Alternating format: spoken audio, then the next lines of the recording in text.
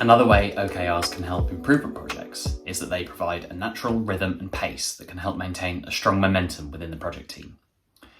Often, projects can stall as team members get caught up in the daily whirlwind. Even if there are dedicated weekly or fortnightly check-ins, attendees can drop in and out and slow down progress. OKRs help cut through this by setting a clear rhythm and structure that participants need to adhere to, including updating their progress before each check-in. If your project is a dependency on meeting a key result, then knowing that you have other check-in routines to meet helps set your pace and the pace of your project team.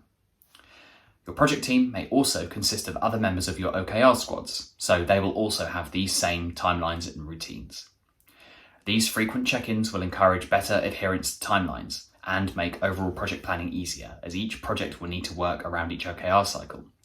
This will allow everybody involved to budget their time more effectively. That's rhythm and cadence. The next and final video will talk about how OKRs help with senior buy-in.